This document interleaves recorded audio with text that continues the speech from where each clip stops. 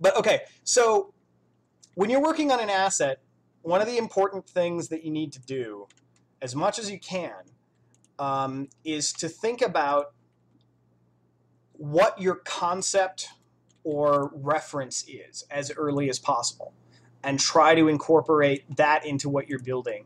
Now, if you're working at a game studio, you will likely be using a reference that is actually a concept that somebody drew.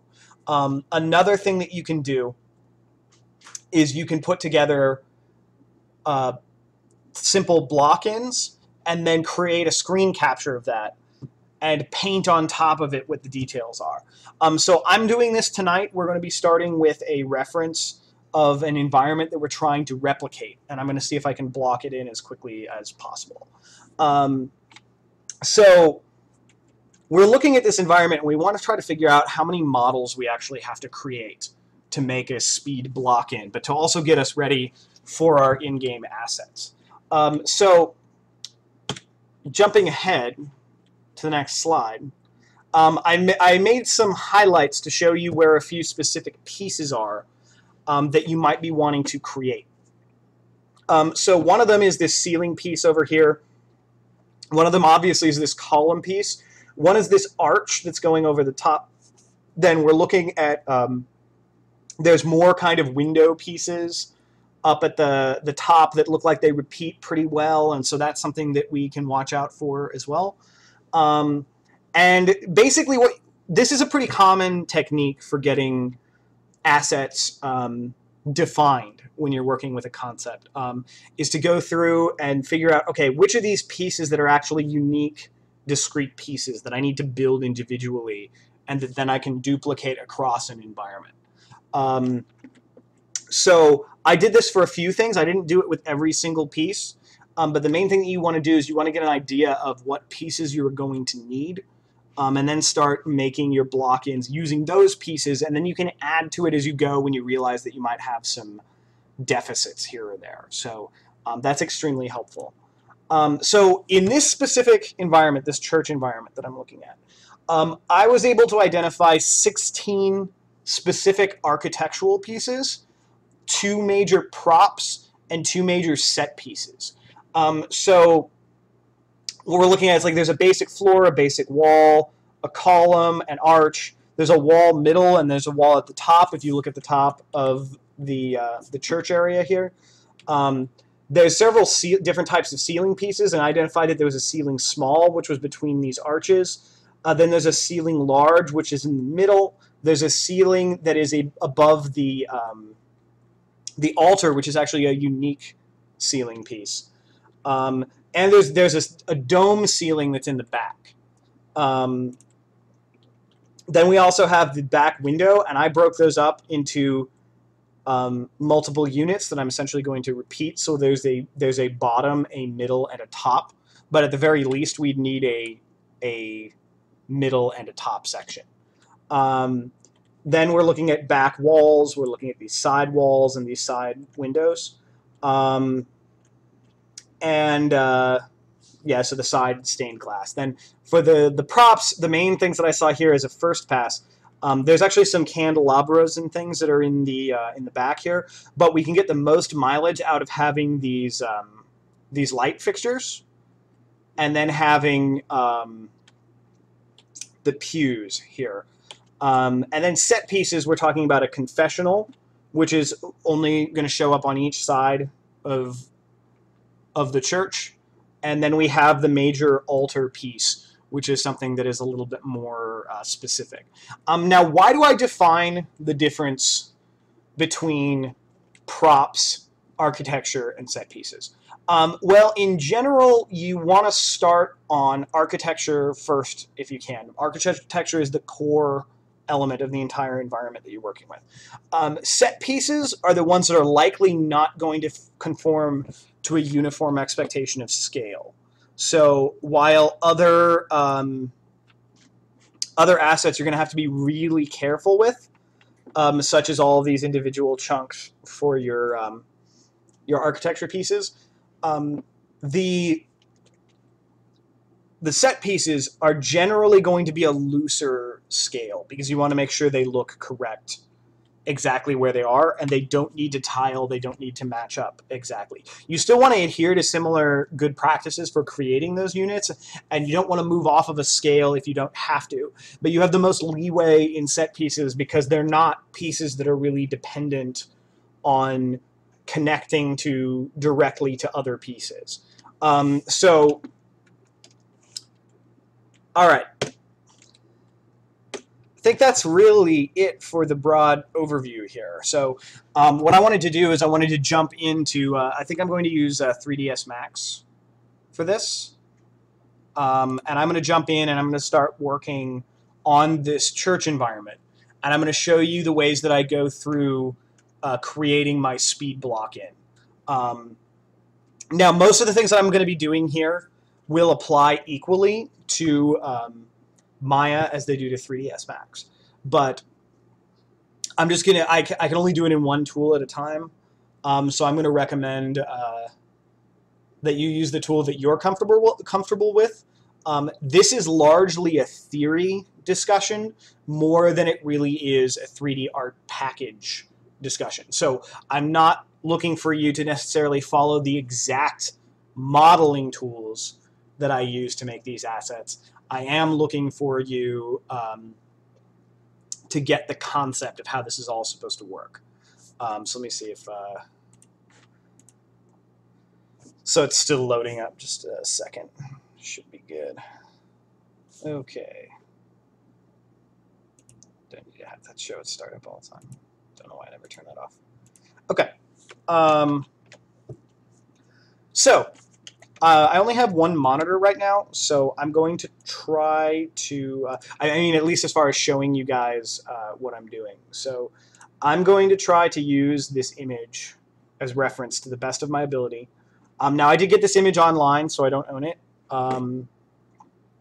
But so keep this image in your mind, and I'll probably drag it on and off the screen periodically to discuss parts of it. But I'm keeping it actually next to me while I work on this, so that you can know, although you're not seeing it, that I am using it as a direct reference. So, okay, one of the first things that I need to look at is scale. And there's a couple of things that are immediately apparent to me when I look at this and I start thinking about it in terms of scale. One of them is that these columns are clearly taller than what you would normally expect from a basic hallway size. So if these columns are substantially larger, then it makes sense for me to go with my double unit scale. So remember I said that my normal hallway measure is 4 by 4?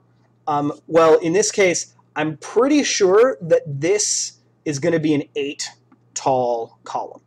And that logically follows a lot of other things along with it.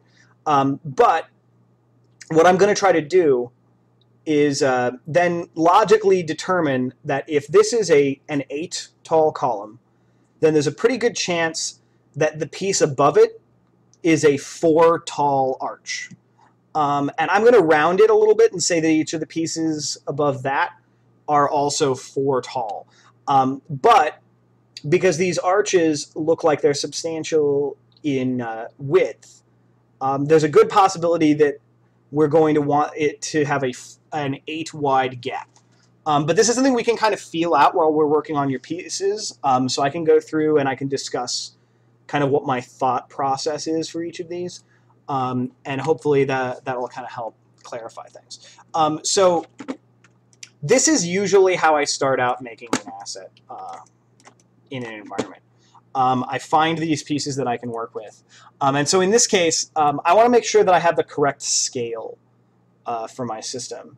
So I can go to, I have my snap options. I can turn on snapping, and I want to right click on the snap in 3ds Max. And I'm going to use grid points and vertex snapping. I think both of those are useful. But then I'm going to go to the home grid. And I'm actually working in generic units right now, which are basically the same as as the centimeters. They're functionally going to work that way. But I want to change that. So in mine, I'm going to go to customize unit setup. And I can change from generic units to meters. But I can hit OK. And then I want to make sure that my grid spacing is set. In this case, I want to do every 1 meter. And because I have a series of grids here, I'm going to make major lines every 4. And then it's this perspective view grid extents. I'm going to make this 32. So it'll give me a decent amount to work with here. Now, if I wanted to, for my grid spacing, I could actually set it to 4 to start out with. And that would give me a much wider environment to work with here. Now, that could actually work. So for right now, I might just leave it at 1. But once we're more specifically placing things around, it may be beneficial to do more. Okay, so now there's 2 things I want to do. Actually, rather before making my cylinder, I actually want to make a box for appropriate scale. And I'm going to turn off snapping for a second. I'm going to drag out a box. So I want the height of this box to be 1.83 meters, which is actually the height of a 6-foot tall human. And I don't need to care too much about the length and width, except that it looks like it's roughly proportional to what a human shape would be. So I think 1 is a little bit much. So I'm going to do maybe 0.75. Yeah, so 0.75 around and then 1.83 meters tall. The reason I want this is for a general scale reference. I don't want to have to guess at what is relative to a person. So by going through here and actually making a real reference, I can work with something that is a little bit more useful. So what I'm going to do now is I'm going to make a column piece that roughly matches the size that I expect it to be. So I'm going to select a cylinder. I'm going to drag out a cylinder here. And then I'm going to right-click to confirm it. Now, it's a little hard to see here in 3ds Max, so I'm actually going to hit F4 on the keyboard, and that's going to bring up my smooth shading.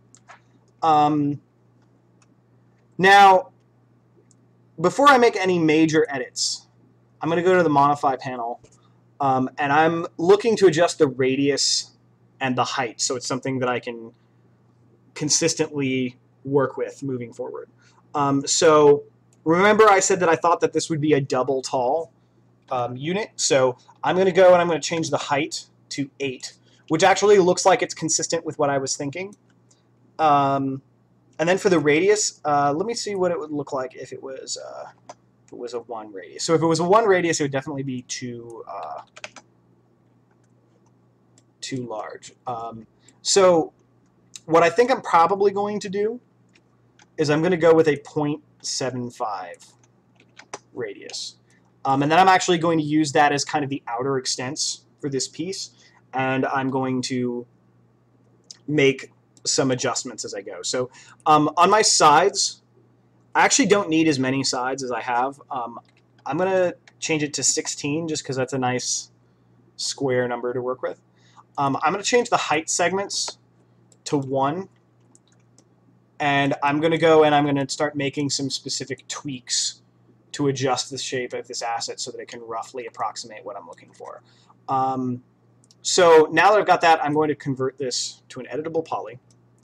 And I'm going to actually just slide it away from the human scale reference really quick. I'm going to name this column. And then I'm going to start adding a couple of divisions here and there. So first of all, I'm going to select the span here. and I'm going to connect with the options box, and then I'm going to add 2 segments, and confirm. So then I'm going to switch to the scale tool, and I want to make sure that I'm using the group scaling, or scale from center. So I'm going to click and hold on the pivot option. I'm going to select the center scale, and then that allows me to actually just scale these out. So then I'm going to grab the one at the top. I'm going to select the edge loop, and I'm going to pull it up.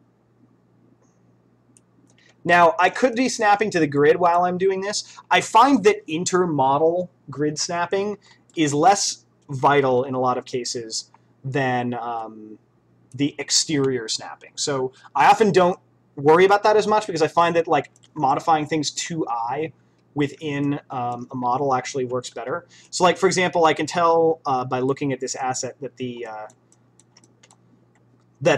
division that I have at the bottom here needs to be lower, so I'm going to just double-click on that to select it. Oops.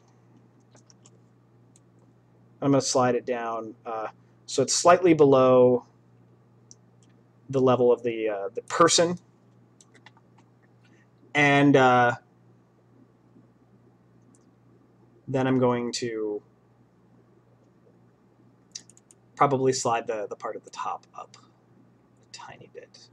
Okay, so now I'm going to add one more division here. And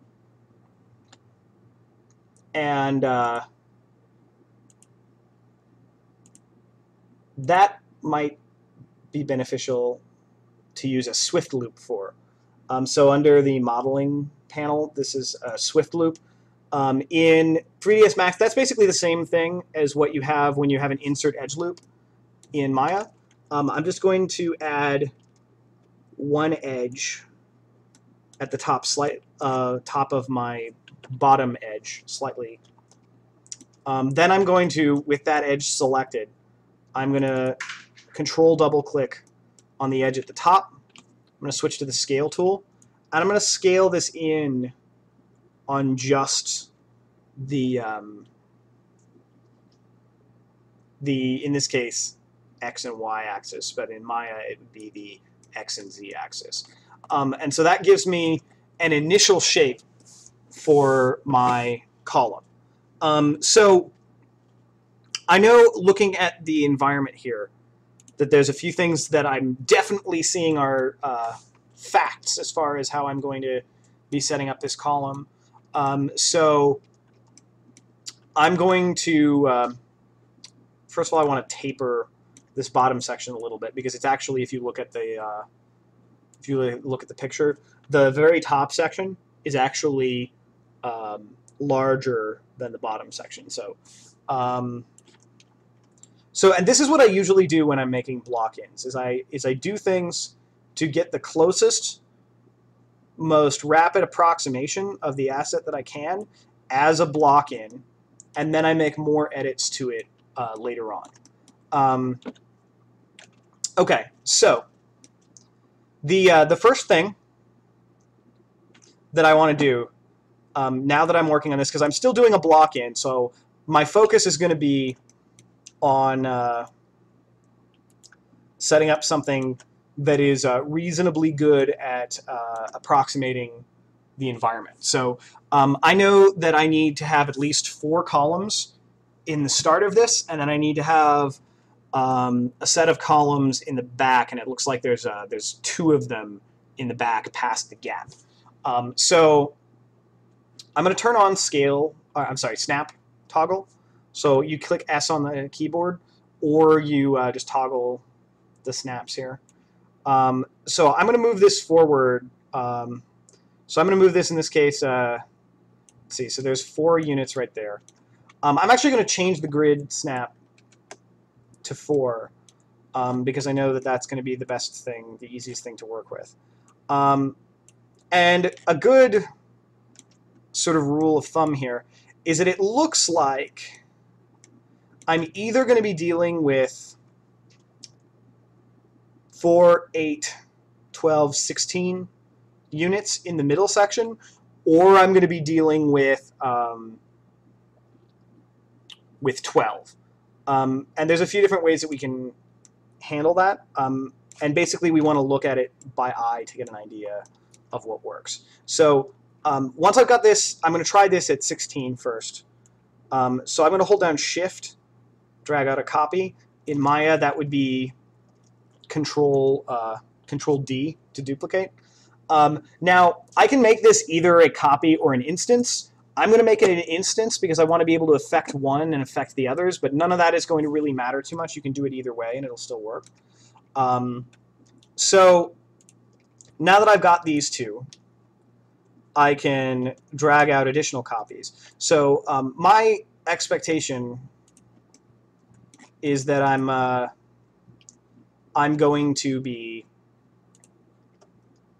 creating 4 of these, and probably a little bit more than that. But so I'm actually going to I'm going to start with one side, and I'm actually going to Shift drag out another one, another one, another one. And then I'm going to do the same on the other side. Again, with my very high level of snapping. And actually, but this is one thing that we could keep in mind here, is if I drag out assets in that regard, I can actually make more than one at a time. So I can make number of copies 3 with 3ds Max, and that'll actually drag out multiple copies right away. Now, it's a little bit hard to tell for scale right now whether the gap in front of the pews is the same size as the gap between the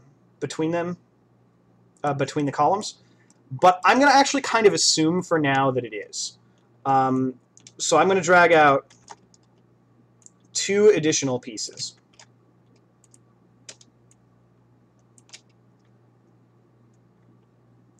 And I can also make the number of copies. Okay, so now I have something that I can start working with here, which is these column pieces, because I know roughly what's going on here, and I can start looking at it. Now, the first thing that I can see here is that I can tell if I get my camera roughly into the position of my concept piece, it looks like there's a lot of space between these assets in the middle, more so than there is in the concept. And then there also seems like there's not enough space between the first set of columns and the next set. So just for a comparison here, oops, looking at this. So that's what it looks like here, and that's what it looks like in our game world. So that tells us that we're probably slightly off on at least a couple of the decisions that we made here with the block-in. But some of those things being slightly off is not the worst thing in the world. So we can make decisions about our own scale because we're not making a real-world location. We're making a game environment that's supposed to reference or evoke a real-world location. So let's kind of make a compromise. We'll go ahead and move this in by 1 square, 1 4x4 square. So I'm going to select all of these columns on one side, and I'm going to move them in by 1. Now, you notice what I just did here? That's actually not correct. I don't want it to do that. That's because I have it set to center selection. So I actually want to change that, and I want to move it to pivot selection. I'm going to grab just the x-axis, and I'm just going to move it down 1. And then I'm going to turn off snapping for a second, and I'm going to slide this this dude here into the middle so we can look at it. So that already looks like a better placement of these assets. And I think that we need to take some evidence from that and say that we also need to slide these back columns back a little bit. And I have no reason to believe that this is any less than double the width. So I'm actually just going to move these two distance. So instead of well, I mean it's two full grid chunks back. So it's moving back 8 meters, and so that means we have a 16 unit gap here in the middle, which when I look here should more carefully or more accurately imitate what I'm looking at in my concept piece. And this is just sort of like getting an idea of, like, by eye, what you need to derive from your concept drawing or your image reference. And that way we can see there's definitely a difference between the column spacing in our reference, and now we're essentially mirroring that column spacing difference here.